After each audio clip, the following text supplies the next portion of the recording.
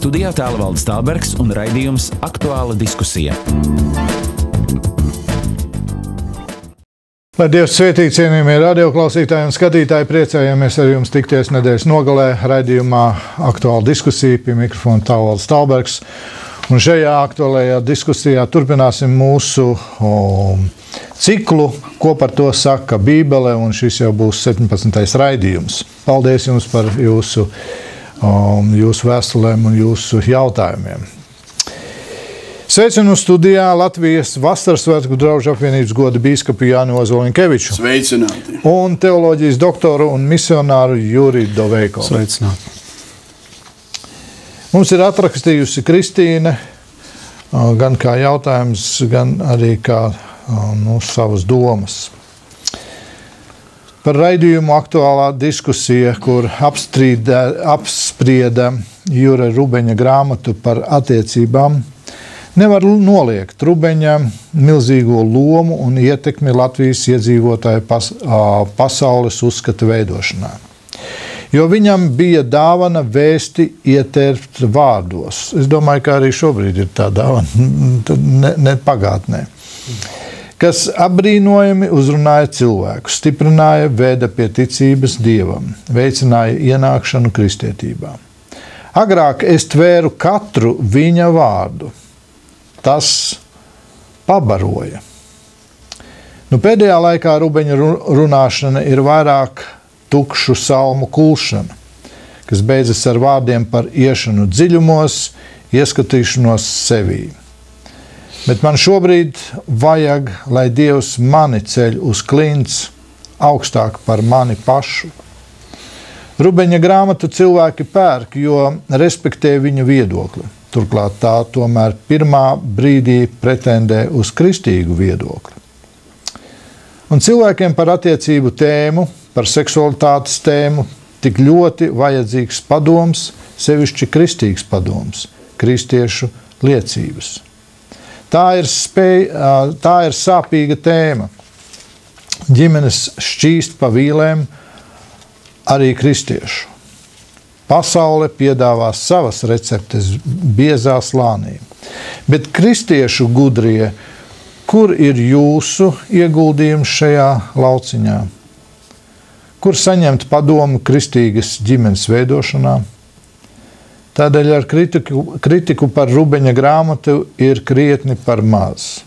Pēdējais, ko esmu atradusi par šo tēmu, internetā latviešu valodā ir Maikla Velsa viedoklis un lekcijas, kur secinājums bija tikai, ja Kristus ir mūsos, mēs spējam mīlēt un laulība var īstenoties. Bet tam apgalvojumam nepieciešams iztirzājums. Ar cieņu, Kristīna. Laikam šeit ir tas jautājums, kur jūsu ieguldījums šajā lauciņā? Es teikšu tā, ka mūsu ieguldījums, es esmu pārliecināts, ir, bet ne jau katrs raksta grāmatas. Un es esmu atradis vienu ļoti labu grāmatu. Labāku es nespēju atrast. Tad, kad es taisījos laulāties, precēties vai apņemt sievu, es no šīs grāmatas smēlos daudz gudrības. Un ziniet, kā to grāmatu sauc? Attiecības, seks, mīlestība. Šī grāmata saucās Bībele. Es ļoti daudz smēlos. Pirmkārt, es iemācījos, un es sapratu to, ka es precos, man jāprecos uz visu mūžu. Tā tur bija rakstīts. Tad es sapratu nākošo lietu, ļoti vienkārši. Vīri mīlat savas sievas, skaidri un gaiši. Jūs sievas esat paklausīgi saviem vīriem. Konkrēti un skaidri. Kādu skaidriem vajag tam paklausīgs. Tad vēl ir viena tāda kopēja lieta, kura Bībelē ir rakstīts tā. Neatraujieties viens no otra, kā tik uz lūgšanu laiku, kuru ļoti stabili cilvēki pārkāp. Es kādreiz, man tādi draugi paziņas, kuri pa pusgadu nebija mājās, ieradās. Un es viņiem pateicu stikti un skaidri, tā nav kristīga dzīve. tā ir pretbībelīga, antibībelīga dzīve. Viņa palikusi man dusmīga. Bet, ja es lasu Bībeli un atrodu konkrētas lietas, es esmu pārliecināts, ka ar to, ko varbūt vajadzētu viņu sakopot, salikt kopā, pateikt, bet ar to, ko Bībeli skaidri raksta, piemēram, cilvēks viņu precās, viņš ierauga, apprecās un miers, viņš nepārdomā par otra cilvēka garīgiem uzskatiem. Pāvils saka, var apprecās ar ko grib, tikai turoties pie tā kunga. Tas ļoti svarīgs moments. Es paņēmu neticīgu cilvēku, un tad es domāju, ka es viņu uztaisīšu par kristieti. Pāvils saka, kā tu sievas zini, kā tu to savu vīru dabūsi par kristieti. Bet reiz varbūt šī grāmata, par ko ir tik ļoti daudz debatētas pēdējās nedēļās, ja mēnesī, tieši konkrēti Jūra Rubeņa grāmata, Viņa un viņš, tur ir mēģināts dažādi salikt kopā dažādus reliģiskus uzskatus, un tas tad, kur dod tādu risinājumu tavam variantam, ka tu saki, pagaidi, vajag pārliecināties par priekš, kam tad mana sieva topošā ticēs, ja mans vīrs, kam viņš tic. Un jā, tur neatbilst, bet, reiz, kur te varbūt ir jauns variants, piedodies ar tādu ar iecietību to saku un mēģinu kaut kādus... Lai man piedod Rubeņkungs, es neuzskatu viņu par vainīgi īstu, jo cilvēki ļoti dažādi attiecās pēc grāmatām. Pie manis ir nākusi mamma, kur raudādama lūdza kaut ko darīt, jo, lūk, viņas meita izlasot šo grāmatu ir nonākusi, atvainojiet par izteicienu, seksuālā brīvībā. Es nezinu, vai tā grāmata, es viņu netaisos lasīt, bet viņa tā pateica, es skatījos, es teicu, ko? Viņa saka, jā, mācītāji, lūdziet Dievu, lai Dievs glāb manu meitu. Jau, ja tas tā ir, tad jautājums, ka tas nevis ceļ morālo stimulu, bet amorāli. Es to cilvēku atvainojiet, es skatos un es šausmās saķeru galvu. Juri, ko tu saki? Jā, es domāju, tas komentārs par Bībeli bija tik labs, kad ir grūti kaut ko vēl. Bet cilvēkiem patīk lasīt vēl grāmatas. Un te arī mūsu klausītāji šo te visu raksta un saka, nepieciešams iztirzējums. Jā, es domāju, vai cilvēks šodien ir tik ārkārtīgi pārsarežģīts kļūst, tik juteklisks, pārjuteklisks, superjuteklisks, megajuteklisks, ka viņam nepietiek vairāk ar to skaidro un vienkāršo vārdu, kas, pieņemsim efesiešiem, kas te ir rakstīts 5. nodaļā par Kristus un par draudzes attiecībām, respektīvi arī par vīru un sievas attiecībām. Pirmais princips - upurējošā mīlestība, kas ir ieguldījums. Un, ja tas vairs nepietiek un jādramatizē tik ļoti, ka kur tagad paņēma, kur tagad saņemt un paņemt, kur tad tagad kas būs, ja ne šī grāmata, tad kas, vai ne? Tā, es domāju, ka tas ir pilnīgi garām. Jā, labi. Manuprāt, ir tā. Kamēr cilvēki lasīja Bībeli un ticēja Bībelei, nebija tādas problēmas. Tad, kad daži teologi pēdiņās saka, ka Bībele ir novecojusi un viņu vajag mainīt, tad sākās vislielākās problēmas. Jā. Bez meditācijas vai bez gnostiskiem avotiem, bez austrumu filozofijas mēs galā netiksim ar laulību. Ja? Es domāju, tas ir. Andris mums jautā, skatījos raidījumu Saknes debesīs, mācītājs Juris Cālītis teica, ka no kanceles par seksu vispār nav jārunā. Tas ir katra cilvēka privāts jautājums un atbildes atrodamas partneriem runājot savā starpā. Vai jūs, cienījamie brāļi Kristu, domājat tāpat? Es domāju, ka kancele, ja tā ir kristīga kancele, tad no šīs kanceles ir jārunā evaņģēlijs un jāmāc Kristus. Arī viņa mācība ir jāmāc, kas pa visiem jautājumiem, jā, bet par tādiem jautājumiem, kas pieder pie atsevišķām sarunām, kas ir intīma rakstura problēmas, kur ir arī grēksūdz iespējams, tad tās ir jārunā atsevišķi. Tas ir skaidrs. Jā, bet... bet piemēram, šodien ir moderni, jeb jau arvien vairāk pieņemami, bet, manuprāt, nebibliski dzīvot partneru attiecībās, dzīvot tāpat kopā.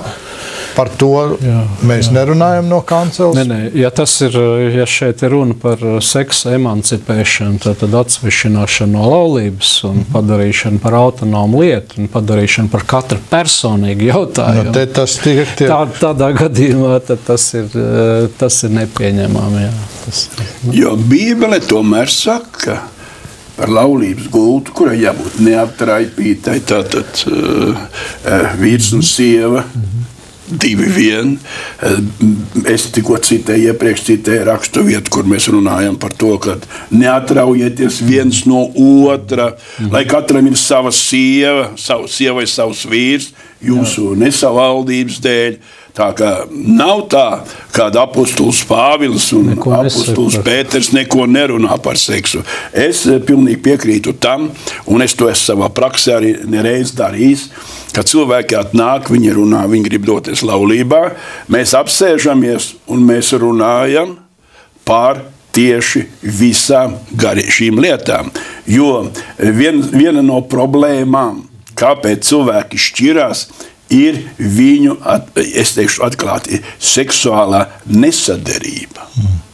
Un viņi saka, redz, mums nekas neiznās. Viņi saka, mums pirms tam vajag mēģināt, vai mēs der vai neder kopā. Jā, tas pilnīgi, es runāju atklāt, kā tas ir. Bet ir viena jocīga patiesība. Dievs ir tas, kas mums dod šo saderību. Dievs mums dod šo saderību, kopā dzīvot. Dievs šīs lietas sakārto, jo par šīm lietām es uzskatu arī par šo seksuālo saderību cilvēkam ir jālūdz Dievs. Cilvēkam ir jālūdz Dievs par to, kad viņš precās, apzinoties uz visu mūžu. Bet ja cilvēks teica, kā man kāds draugs teica, es 5 gadus pamēģināšu, viņš gan bija neticīgs. Es pamēģināšu, kāpēc tu nelaulājies? Es nelaulāju, mums varbūt jāšķirās būs. Atvainojiet, tā nav normāla dzīve. Mēs pārkāpjam Dieva vārda patiesības, un tad mēs gribam svētību. Nekad tas nebūs. Viņi uzskata, ka tā ir normāla dzīve. Tu uzskati, ka tā nav normāla dzīve. Bet tad atgriezīsimies pie tā pamata, kas ir bibliski. Un bibliski dzīvot tāpat ir grēks. Dzīvot bez laulības kopā, seksuālās attiecības, ja ir, tad tas ir grēks. Un ja apzināti Dieva bērni to dara gadiem, tad viņi ir nonākuši zem Dieva dusmības. Jeb Dievs saka, pār jums būs lāsts. Jo tālāk, ja mēs ejam, tad kas tad tur dzims?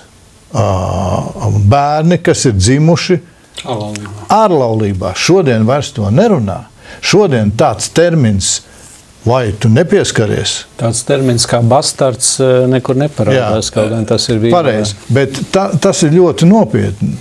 Ne tāpēc, ka tagad tas ir vecmodīgi, tāpēc, ka jaunā un statistika rāda to, ka ja nav laulājies, tad ilgāk dzīvo kopā. Piedod man smieklīgi. Bet atkal es runāju. Es nerunāju par ļaudīm, kuri nepazīst Dievu, bet es runāju par ļaudīm, kuri ir kristīti, kuri varbūt ir vēl kaut kādus baznīcas rituālus izgājuši. Un viņi saprot, un viņi lasa, un viņi varbūt pat iet grēksūdzē katru svētdienu jeb sabatu. Un tad, ja turpina dzīvot tādā veidā, viņi un te ir jāsaka no kanceles, un te ir pilnīgi skaidrs. Tas ir absurds, ka var cilvēks pateikt, ka tas nav jārunā no kanceles. Jeb, ka to pateikt, ka tas ir, ziniet, tās ir divas cilvēku savstarpējās vienošanās, jeb attiecības personīgā līmenī. Pilnīgs absurds. Neatkarīgi no viss. Neatkarīgi no viss. Un atļaut Un ja tas notiek tavā draudzē, nu es tagad runāju kā, teiksim, ja mācītājs, viņš redz, ka viņa draudzē šāda lieta notiek, un viņš neko nerunā, viņš neko nesaka. Viņš nesaka, nebrīdina arī par sekām, tad piedod man, uz kurien tu vedi savas avis. Tā lieta ir ļoti bēdīga. Es pazinu cilvēkus, dzīvoju gadiem kopā, bērni izauga līdz 20 gadu un vairāk. Un nekas nedraudēja. Liekas, visi jauki. Mēs dzīvojam nelaulāti uz vīra vārdu mašīnu.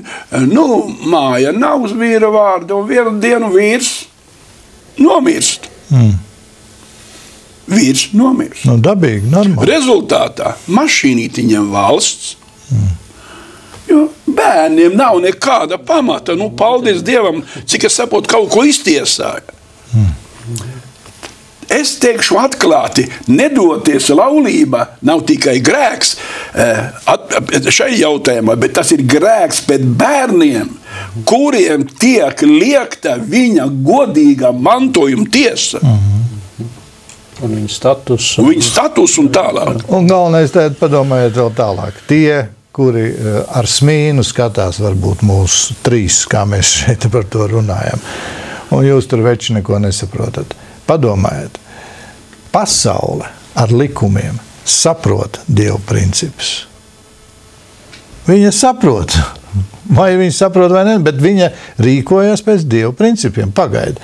Ja tu esi dzimis ārlaulībā, tad kas tu esi, kur tu esi, pie kā tu esi? Tu cer kaut kādu mantojumu tiesu, labi, vecāki jau varēja iepriekš jau norakstīt kaut kādu mantu, bet vienalga dāvinājumu. Bet pasaule saprot, un dievbērni nesaprot. Un tas pats, mēs ņemsim to pašu Maksimas traģēdiju. Jā. Tam ugunsdzēsiem, tas aizgāja bojā, civils jau palika ar traģiski. Skumjām, nekā traģēdija. Jā. Tāpēc es vēlreiz saku, ja mēs mīlam viens otru, ja mēs gribam vēlam viens otram labu, tad mums noteikti ir jānoformē mūsu laulība. Jā, Inese mums jautā. Mūsu draudzes sievietēm un meitenēm ir jāapsedzas. Draudzes iekārta ir tāda, ka apsektai ir jābūt visu dievkalpojuma laiku. Vai tas ir grēks, ja esot tādā draudzē, es neapsedzos visu dievkalpojumu laiku, bet tikai, kad ir lūkšanas? Pāvila 1. vēstulē korintiešiem 11. nodaļā ir rakstīti tādi vārdi.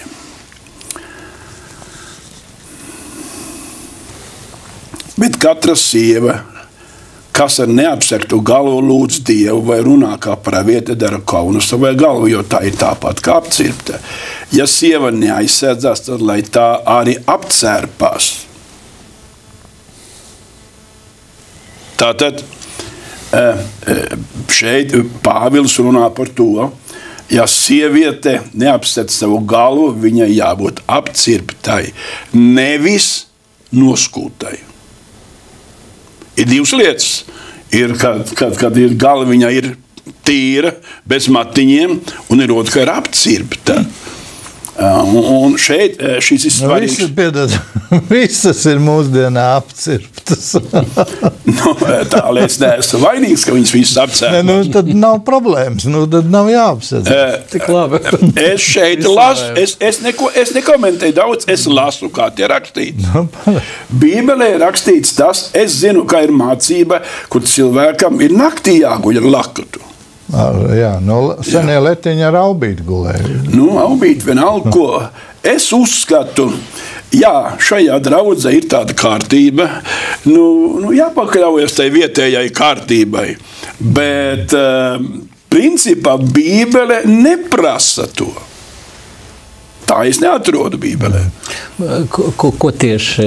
Ka visu laiku? Ka visu laiku nav. Lūdzu vai runā kā pravieti. Jā, tā es arī šeit lasu. Jā, es savādāk neatrodu. Jā, tas tā ir, un es turos pie tā. Tad faktiski tā draudzes iekārta tur, kā viņi te raksta, ir tāda īpatnēji varbūt.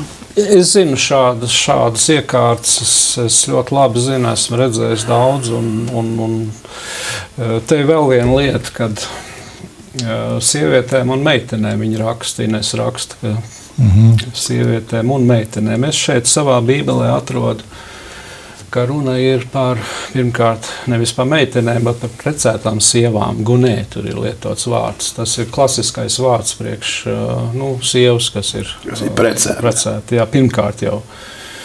Un tad otrais, es redzu, ka runa ir par lūkšanu, par pravietošanu. Tātad par to, kad jāiet vannā vai jāiet vēl kaut kur, un visu laiku ir jābūt tādai, jebkurā vietā. Un ar to pamatojumu, ka lūdzies taču tu visu laiku. Tā saka, vai ne? Lūdzās visu laiku, varbūt arī pravieto bieži, un tad kā tad tu noņems faktiski visu laiku.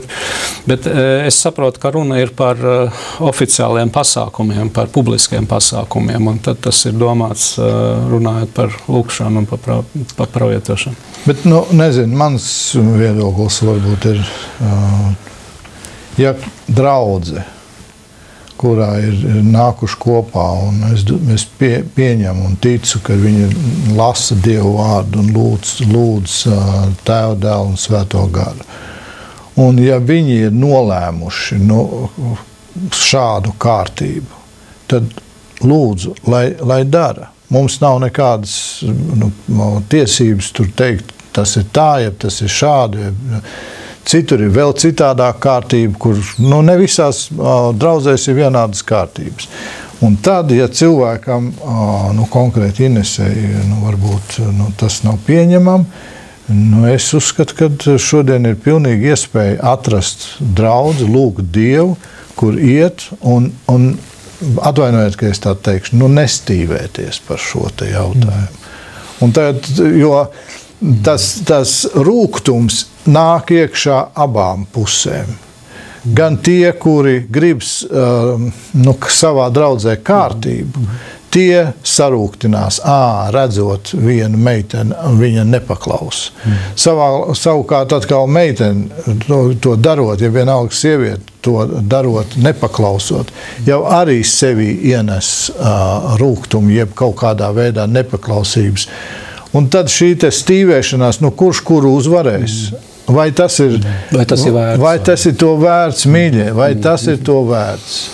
Un nav ko nosodīt. Manuprāt, ir tā, nav ko labāk ir brāļiem, jeb māsām, kuri ir tā vienojušies, svētīt šo cilvēku un teikt, mēs tev svētījam. Mēs tev atlaižam ar svētības vārdiem, ar svētību, lai Dievs tev svētī. Lūdzu, sameklē citu draudzi, kur tev ir pieņemama. Un atkal savukārt, konkrēti, ja tā ir Ines, jeb kāds cits cilvēks, tad lūdzu, neturiet ļaunprātu uz šiem brāļiem un uz šo draudzes kārtību. Jo te mēs nerunājam par grēka atļaušanu draudzē. Tad vajadzētu cīnīties. Te mēs nerunājam par maldu mācības ieviešanu draudzē, kur tad tu nedrīkst iet projām un tev ir jāsaka. Te mēs nerunājam vēl par ko Dievvārds saka, par ko ir jāpastāv. Bet pamatvērtībām. Pamatlietām, jā, pamatvērtībām.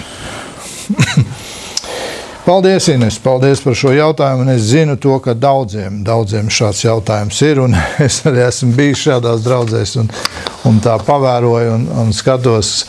Arī brāļi, kuri šādus lēmumu ir pieņēmuši, viņi saprot to, ka tā kā vajadzētu to jaunatni arī piesaistīt, tā jaunatni negrib atkal tur, tad piever acis neredz, vienmēr neatgādina un tādu. Es gribu maz drusciņu, man šīs lietas interesē, un es gribu uzdot jautājumu tiem mācītājiem, kuri paģēra dāmām lakatu uz galvu. Es gribu lasīt raksturvietu no 1. vēstule Timotejam. 2. nodaļas 8. pantu. Tad es gribu, lai vīri lūdz Dievu katrā vietā paceldami svētas rokas bez dusmām un šaubām. Kad es ieju tādās draudzēs, diemžēl neviens roku neceļ. Kas šo Pāvila pavēli atmainīja? Atcēla paši. kāpēc vienu lietu, ko Pāvils saka, ja tas ir domāts sievietēm, to uztiep, otru, kas ir domāts vīriešiem, kad es saku brāļi, kur paceltās rokas, viņi sāka man stāstīt par, ka rokam jābūt svētām. Es saku brāļi, nevajag zakt, būs svētas. Jā. Un nākošais viņa taisnība jau ir. Jā. Viņi nevar pacelt, jo viņiem ir dusmas. Māsa, kur nav uzlikusi lakatiņu. Viņi ir godīgi. Vai Kristus teica, pietiek, ka jums ir viens uzvalks, aiziet pie tiem brāļiem, paskatieties skapī, cik uzvalku. Wow. Nu, tu gan pieskaties. Labi. Bet no to, lai katrs skatās savā skapī. Es esmu šai jautājumā. Jā. Kristīna jautā, labdien, man ir jautājums raidījumam, ko par to saka Bībele. Kas Bībelē ir teikts par reinkarnāciju? Atceros, ka tuvinieki reiz man teica, ka reiz, kad vēl biju maza meitenīte, 3 līdz 4 gadiņi, esmu teikusi, ka tā mamma, kas man tagad ir, nav mana mamma, un es dzīvojot kaut kur citur. Ir arī dzirdēti līdzīgi stāsti, kur kādi cilvēki ir atcerējušies savas iepriekšējās dzīves. Man jau sen mājo jautājums, vai šīs manas bērnības domas ir saistītas ar reinkarnāciju, vai varbūt ar kaut ko citu. Kādu tur ir? Jurim vairāk runāt, bet es ļoti īsti pateikšu. Es, izlasot vairāk kādu Bībeli, neesmu atrads vārdu un stāstus par atkal iedzimšanu. Reinkarnācija. Bībelē nav runa par reinkarnāciju. Bībelē ir runa vienreiz dzīvot un pēc tam tā tiesa. Viss reinkarnācija netiek pieminēta. Jā, pie tam ļoti strikti, un tas ir rakstīts vēstulē ebrejiem, 9. nodaļa, 27. pants, ja to varētu katrs atcerēties, kam ir. Vēlreiz pasaka, ebreju no. Vēstulē ebrejiem, 9. nodaļa, 27. pants, un tur ir tā teikts, un kā cilvēkam vienreiz nolēmts mirt, bet pēc tam tiesa. Un tas ir grieķu valodā ļoti spēcīgi pateikts. Tā ir tāds lietots vārds hapaks, vai ne, kas ir nepārprotams, nekādīgi nevar pa labi vai pa kreisi. Tad vienreiz ir vienreiz. Nevis daudz reizi dzimt un nomirt, un tad kaut kur aiziet, es nezinu, kaut kādā tālumā kaut ko sasniegt, tā spirāli uz augšu. Bet vienreiz, viena dzīve, viena nāve, un pēc tam krīzes. Tā rakstīts. Bet man, piemēram, ir arī kristieši teikuši, bet tāli man ir tā, es aizbraucu uz to vietu, un man liekas, es esmu jau tur bijis. Kaut gan tagad šajā dzīvē pirmo reizi es esmu tur bijis. Jā, kas tad dod šādas ilūzijas, emocijas? Pilnīgi droši var pateikt to arī no savas pieredzes. Man ir tādas lietas bijušas, un vēl tev pašam? Jā, man pašam. Kādreiz pirms es biju atgriezies, un es nodarbojos ar austrumu filozofiju, un es biju saņēmis citus garus, un šie gari varēja tev piespēlēt, iedot jebkādas sajūtas. Un tā ir skaitā arī deja vu saucamais. Deja vu ir sajūta, ka tu jau šeit esi kādreiz bijis. Ne? Tāds pilnīgi perfekta sajūta. Es šajā situācijā jau esmu bijis, un varbūt iepriekšējā dzīvē, varbūt kaut kā. Un tad arī ir sapņi, un tad ir sajūtas, atklāsmes dažādas par to, kas tu varētu būt bijis, un citiem ir vēl konkrētāk un vēl skaidrāk. Tas nav nekas neiespējams. Tumsas kungs, viņš izliekās pa gaisšības eņģeli, un viņam nav nekāda problēma manipulēt cilvēku ar sajūtām un ar atklāsmēm. Respektīvi, šādas te visas domas ir no Sātana. Jā, viņiem pat ir savu speciālu vārdu arī, kas tie pa pievilšanas gariem, un ko viņi visu var parādīt un atgādināt, tam taču nav jātic. Un jātic ir vienīgi vārdam rakstītām. Ja vienreiz, tad vienreiz, un pārējais visi meli. Ja? Tad ir patiesība un ir pseidosfēra, tā ir melu sfēra. Jā, ļoti labi, ka tu to pateici. Tie ir meli. jā. Tie ir sātana meli. Kāpēc es to tik ļoti pārliecināts esmu? Tikai tāpēc, ka parasti šiem cilvēkiem tiek galvā atklāts, jeb savādā veidā ieskaidrots, ka, lūk, tas nekas, ka tu šajā dzīvē kaut kas tev neizdevās. Tu iemiesosies uz kādu laiku, būs kā gotiņa, tevi paslauks, un pēc tam tevi nokaus, un tu atkal varēsi nākt atpakaļ kā cilvēks, un tad tu varēsi mēģināt vēl vienreiz. Un paskatieties, vai šeit ir tas bīstamais, ka pagaidi, līdz ko tu gars atstāja tavu miesu, tā ar to viss cauri, vairs nav nekāda gotiņa, nav nekāds stārpiņš, nav nekāds mušiņa, nekas. Tas ir viss, un tad, ja tu neesi atzinis Kristu kā savu glābēju, tad Sātans ņirgājās un priecājās, redz, kur tava dvēsele, tavs gars iet ellē. Tas ir tas krīzes, tas ir grieķu vārds tiesai, krīzes, tad ir krīze. Nepievilieties. Tā problēma, kāpēc vēlns tik ļoti izceļ reinkarnāciju, tas ir atkal, šoreiz neizdevās, nākamreiz izdosies. Tā ir tā vēlna gudrība, blēdība. No otras puses ir, šobrīd tā jocīgi, ka cilvēkiem ir tik svarīgi tie subjektīvie pārdzīvojumi, ka viņi tiem piešķir tādu nozīmi, kad mums ir centrāla, Bībelē, ja mēs skatāmies, centrālais jautājums ir ticības jautājums, nevis urķēšanās, nevis ticība saviem kaut kādiem pieredzējumiem, piedzīvojumiem, pirmkārt vārds. Un pēc tam, ja ir pieredzējumi un ja viņi ir ar vārdu, tad labi, bet ja ne, tad bez vārdu runas tas ir jāatstāj, jāatmet, jāatsakās. Jāatsakās, es tieši to gribēju teikt. Šeit ir problēma, ka cilvēks nav atteicies, nav nocirtis. Tu pats sacīji par savu pieredzi. Tev bija dzīvē, kad tu pateici un nocirti viss. Bija jāatgriežas no grēkiem, jāatsakās no maldu mācībām. Kādreiz tas ir, ka tu burtiski saņēmis šādu mācību, tad to mācību ir jāatstāj. Uzreiz momentā grāmatas ir jāsadedzina, okultās grāmatas, ezoteriskās. Tur ir viennozīmīgi pēc apustuļu darbiem 20. nodaļas. Bet kādreiz tā nav tāda tieša mācība, bet viņš ir saņēmis garu caur kaut kādām vēl darbībām, iespējams. Un tādā gadījumā arī varbūt, ja ir tilts, pastāv tilts uz kaut kādu okultismu dzīvē, tad tas tilts būtu jāsacert. Un šeit es vēlos sacīt mūsu klausītāji, ka uzdev šo jautājumu. Vienalga, ja tas ir ar jums, ja tas ir par jūsu radinieku, ja vēl kaut kas cits, es nezinu. Tad steidzīgi to dariet, atsakieties, nožēlojiet grēku, lūdziet, lai tas kungs jūs atbrīvo. Jo šādas domas nav dievišķas domas, tās nav bibliskas domas, tās ir sātanišķas domas. Paldies, brāļi, jums. Nākošais jautājums. Pāriesim uz citu tēmu par dinozauriem. Kur Bībelē tiek minēts vai stāstīts par dinozauriem? Vai milži, kuri tiek minēti vecajā derībā, kas palīdzēja Noasam būvēt šķirstu, ir tie paši dinozauri vai kas cits? Vai cilvēki jau eksistēja tajā laikā, kad uz zemes dzīvoja dinozauri? Ja iesāk droši vien būt ar radīšanu.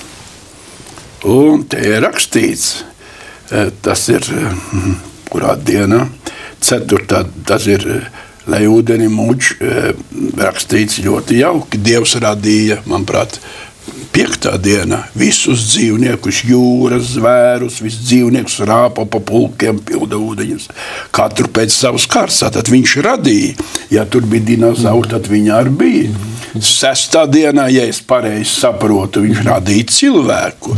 Bet pēc tam Dievs pievieda tos zvēriņus cilvēkiem, un tad viņš sauca katru vārdā.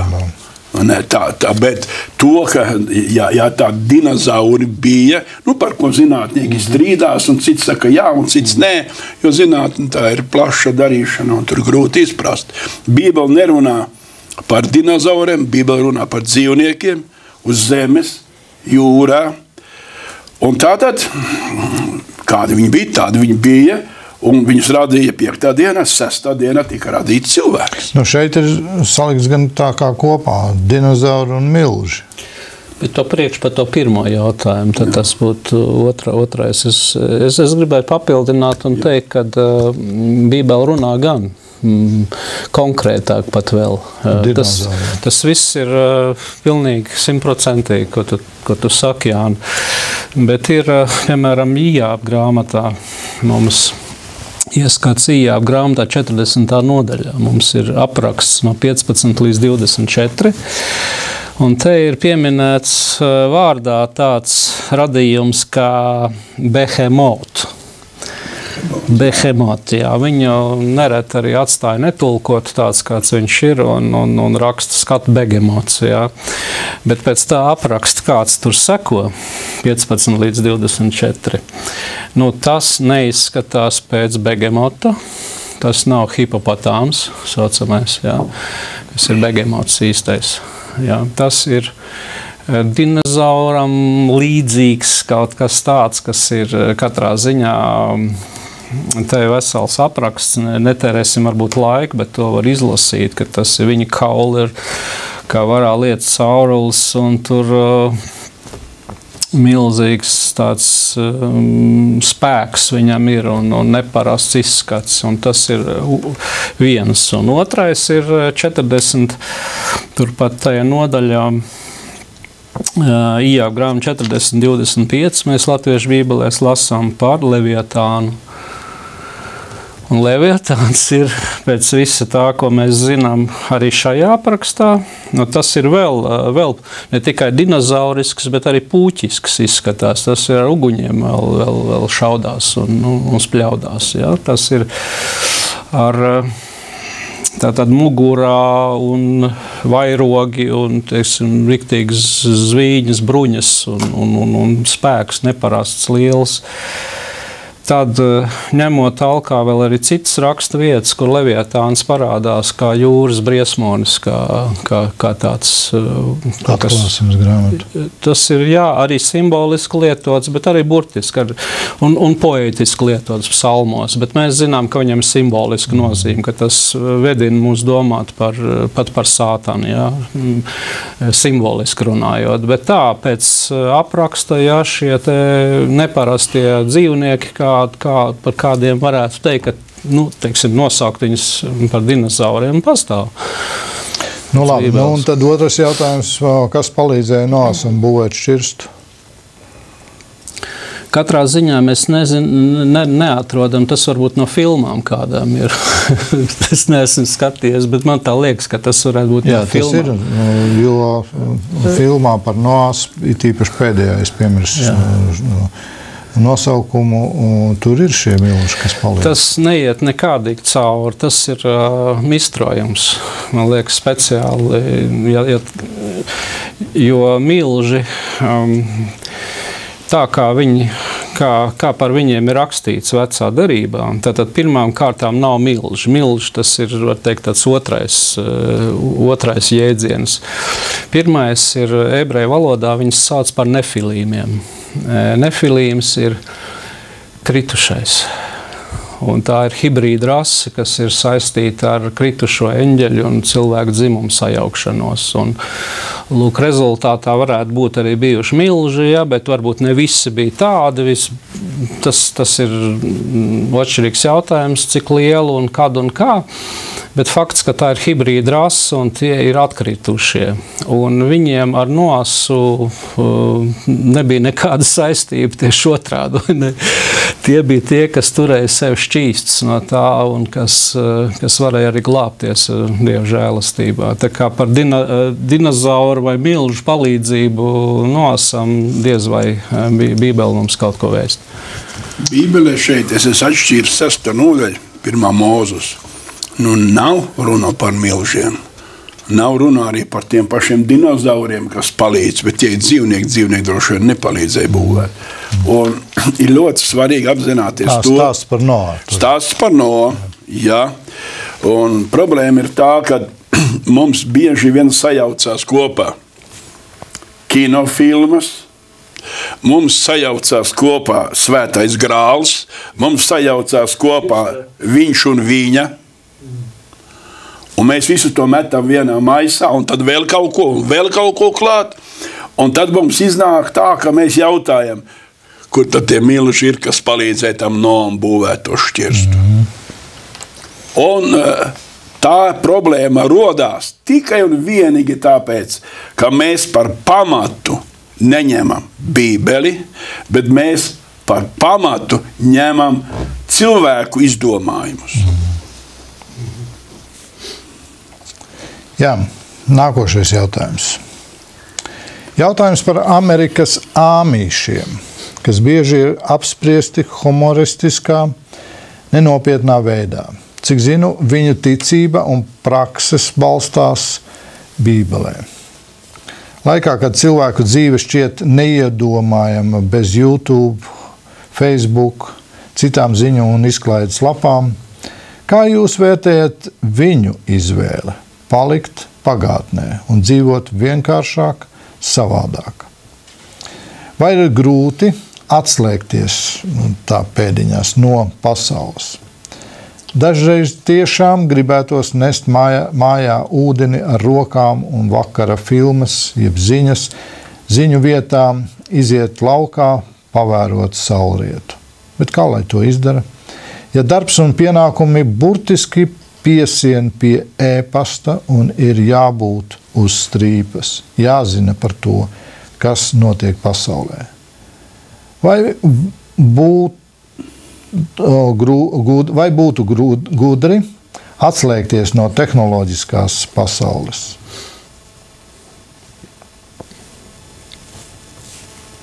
Āmīši. Tātad viņi tie ir, es pats esmu redzējis Amerikas Savienotajās valstīs, neesmu personīgi ar viņiem ticies, bet tie ir tādi, kuri cenšas pat plastmasu pogas sev nelietot, koka pogas, izvirpo.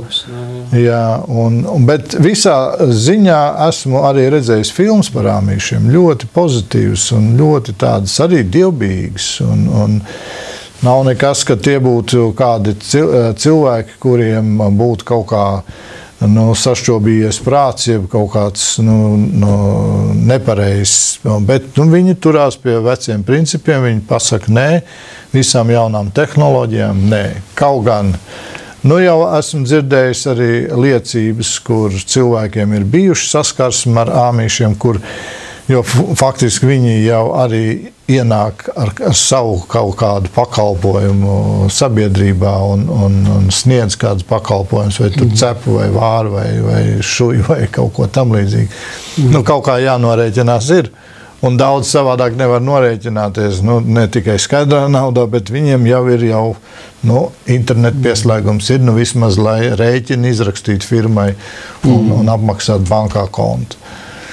Te ir tas jautājums, ka ja es ar viņiem, Amerikā viņus redzēju, tas ir apmēram 25 gadus atpakaļ, 24, 25, jā.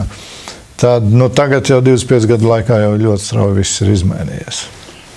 Bet te būtu varbūt jāatbild uz šo vienu lietu, cik zinu viņu ticību un prakses balstās Bībelē. Tas ir tāds nosacīts jautājums.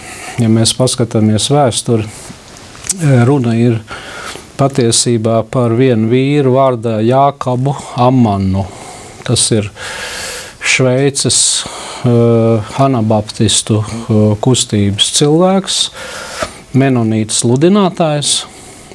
Šajā ziņā tā bibliskā praksa, protams, ir pamatā, bet kādā ziņā mēs tomēr ir šeit tas iebildums jāsaka, jo Amans un vēlāk arī viņu sekotājs sauc par amanšiem un tad vēl saīsinātāk amīšiem, vai ne, bet amanši, viņi ir Amana sekotāji, un viņš sastrīdējās ar savas kustības vadītājiem tieši par draudzes disciplīnas jautājumiem sastrīdējās, jo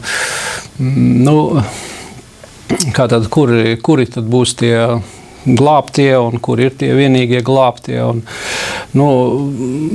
Un Amanam bija ļoti strikti uzskats šajā jautājumā, ka tā glābšana ir tikai un vienīgi un absolūti tikai tajā vidē. Āmīšu vidē. Toreiz vēl nebija āmīši, bet tajā menonītu draudzēs. Un tad viņš sāk arī attīstīt tādus ļoti striktus, ļoti striktus tos uzvedības noteikumus, lai tādējādi varbūt demonstrētu, ka tie ir tie cilvēki vienīgie, kas ir pa īstam tā kā glābti. Jā. Un beigās, pēc man esošās informācijas, viņš ir nožēlojis savus uzskatus un sapratis, ka tie ir par radikāliem, par stingriem, teiksim, par visām pogām, par visiem apģērbiem un tā tālāk. Bet bija jau pa vēlu, un tā kustība sākās ar lielu inerci Šveicē un Dienvidu Vācijā, un tad vēlāk emigrēja uz Amerikas valstīm. Jā, un lūk, te mums ir, kā saka, tā tradīcija saglabājusies. Bet jautājums man patīk. Vai ir gudri atslēgties no pasaules? Man šis jautājums patīk. Ļoti gudri. Ir, jo, ja cilvēks grib aktīvi darboties šī laika pasaulē, darboties biznesā, cik es saprotu šeit, tad viņam noteikti ir kādu brīdi jāatslēdzas no pasaules, jābūt vienatnē ar Dievu, jālūdz gudrība no Dieva. Jo tas, kā cilvēks zina, kas notiek pasaulē, cik šoreiz bumbas sprādziena uzsprāga, vai teiksim, tās Zviedru jautājums, ko tas jaunais Amerikas prezidents sapīpējies, pēc tam atzīst, ka tomēr notiek viņiem problēmas, vai ne? Ja mums tas viss interesē, mēs nenākam saskari ar Dievu, un mums ir problēmas. Ja mēs nākam saskari ar Dievu, tad Dievs mūs vada, un Dievs ved mūs pa pareizo ceļu. Tie cilvēki, kuri ņem laiku lūkšanā, man ļoti patīk kāds vīrs, kurš teica tā, viņš ir biznesmenis, bagāts, un viņš teica tādus vārdus, jo man smagāka problēma, jo es ilgāk palieku lūkšanās ar Dievu, lai ātrāk to atrisinātu. Jā. Jo, es arī domāju, ka gavēņu viena no izpausmēm šodien varētu būt arī ņem bišķiņi tādu atstatumu no tehnoloģijām un atslēgties vismaz no kaut kādiem sociāliem tīkliem un no pārbagātības, no informācijas pārbagātības un apsēsties un varbūt ar savu bībelīti rokās un neko vairāk. Katrā ziņā es vērtēju šādus cilvēkus, kuri ir spējīgi atslēgties. Jo būsim godīgi. Mēs taču neesam spējīgi, lielākais vairums. Piedod man, atnāk pie vectētiņa, pie vecmāmiņas mazbērniņa uz viesībām. Katram ir savs gadžets. Tas ir latviešu vārds šodien, gadžets, rokā. Tie, kas nesaprot šo latviešu valodu, kā piemēram Jānis Ozolenkevičs, tad es paskaidroju, tie ir mobīlie telefoni, glaudāmie, spaidāmie. Un viņi sēž, un viņi ir iekšā tajā pasaulē. Tu ar viņam uzdod jautājumu, un viņš automātiski, protams, dzird, atbild, bet viņš pat galvu tev nepaceļ uz tavu pusi. Nav normāli. Es personīgi vērtēju tos cilvēkus, kuri atslēdzās vienalga. Vai tas ir, un es pilnīgi Jāni piekrītu, ir obligāti jāatslēdzās.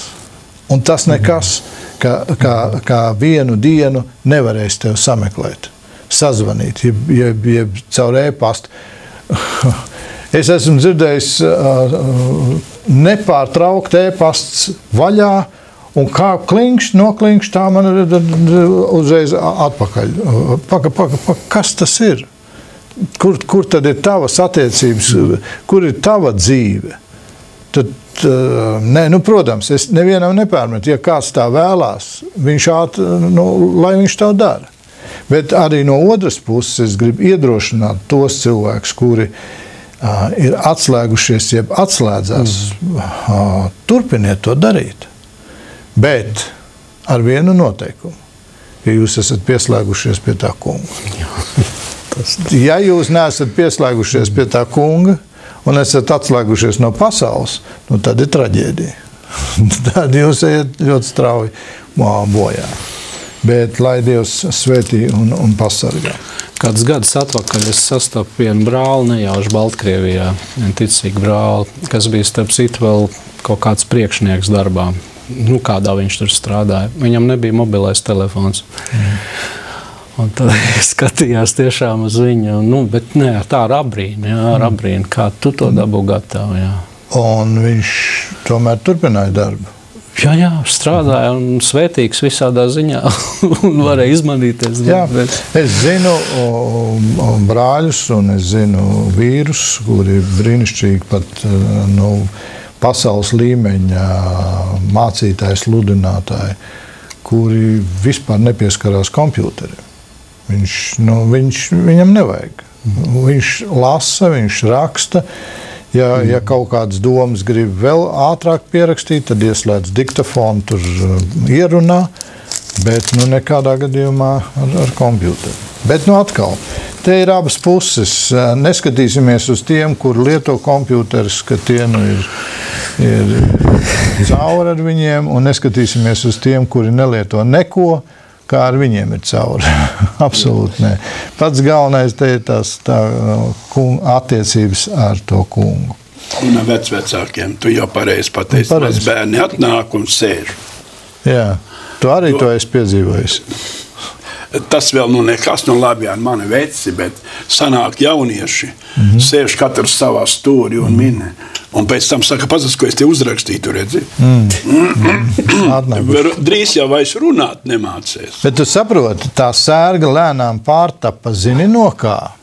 Tad, kad parādījās pirmie platekrāna televizori, tie plāniņie, kā tu aiziet, un viņam ir televizors. Un vienalga, kas tur rulē, veca panorāma vai jauna panorāma, viss vienalga kaut kas.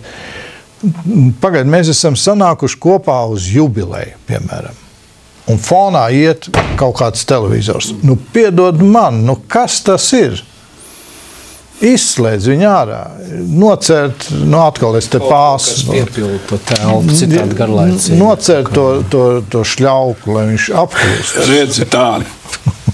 Es tev pateikšu problēmu. Ļoti vienkārši.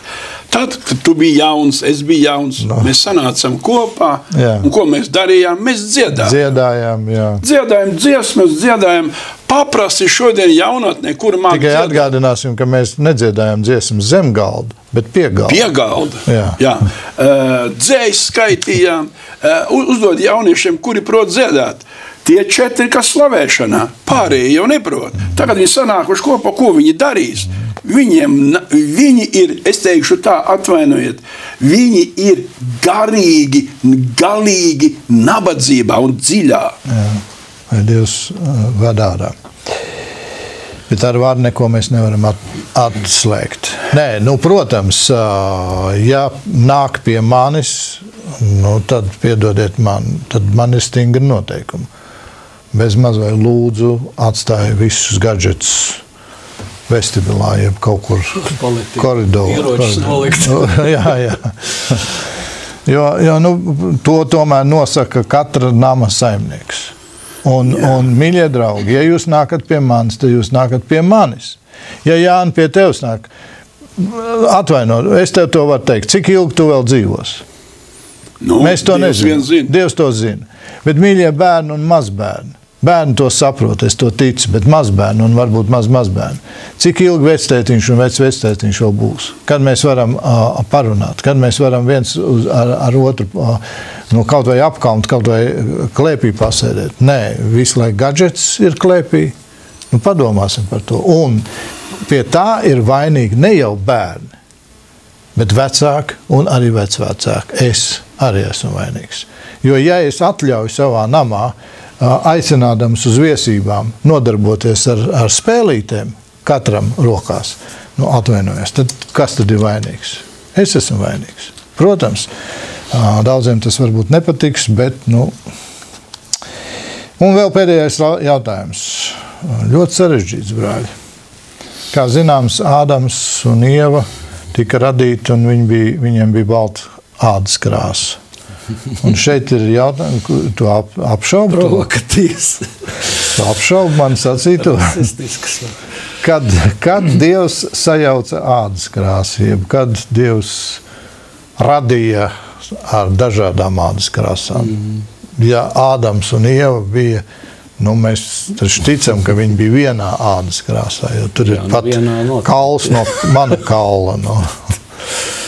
Jā, bet Āfrikas melnādainē viņi zīmē Ādamu un Ievu melnā krāsā. Ar kruzuļainiem matiņiem. Jā. Nezinu. Bet tā ir tā sauktā kontekstualizācija, vai ne, tā, lai labāk saprotu. Jā. Bet tas ir jautājums no 1. Mūzes grāmatas 11. nodaļas. Gluži vienkārši tas saistās ar Noas un viņa 3 dēliem, kas izglābās no plūdiem un sākās jauna dzīve. Un šie 3 dēli ir faktiski izējas pozīcija, no kuras tās pamatrases vēlāk rodās. Jā, mēs zinām, tātad ir Šems, semītu rase un Jafets, kas ir tā ļoti vispārēji runājot, tā ir mūsu dzeltenā rase kopā, un tad ir vēl Hams, kas ir melnās rases tēvs. Tas nenozīmē, ka viņi uzreiz pārmaina ādas krāsas. Viņš pats varbūt arī nemaz nebija melns. Jā, nav teikts, mēs nezinām konkrēti, bet nav zvanīts. Tas vēlāk ir izveidojies īpaši pēc Bābeles torņa, vai ne? Bābeles torņa celtniecība nevarēja turpināties, un tad valodas tika sajaukts, un viņi izklīda pa visurienu. Tas brīdis, kur tieši konkrēti un kā tās krāsas izpaudās, to mēs nezinām, bet par rasēm mēs droši varam pateikt no Bībeles. Paldies! Brīnišķīgi jautājumi mums ir faktiski izsmelti. Mums vēl ir 2 jautājumi, bet tiem neatliks mums vairs laika, lai pilnībā atbildētu. Lai Dievs bagātīgi svētī. Paldies, brāļi, jums, cienījamie radioklausītāji, droši rakstiet, jo jūs esat tie, kas faktiski veidojat šo raidījumu. Ir tīpaši, es domāju, ļoti daudziem ir interesanti uzzināt to jautājumu, par kuru tieši jūs domājat šajā brīdī, varbūt kas jums ir radies. Un tas var kalpot gan kā brīdinājums, gan kā iedrošinājums, bet pats galvenais kā glābjošā vēsts kādam, un arī varbūt jums personīgi, lai nebūtu jāiet mūžīgā pazušanā, bet lai iemantot mūžīgo dzīvību caur Jēzu Kristu. Lai Dievs jūs bagātīgi svētī. Atgādināšu, ka šodien studijā bija Jānis Ozoliņkevičs un Juris Daveiko. Lai brāļi, Dievs jūs bagātīgi svētī. Un tiksimies pēc nedēļas, ja tas kungs mums to atļaus. Visu labu!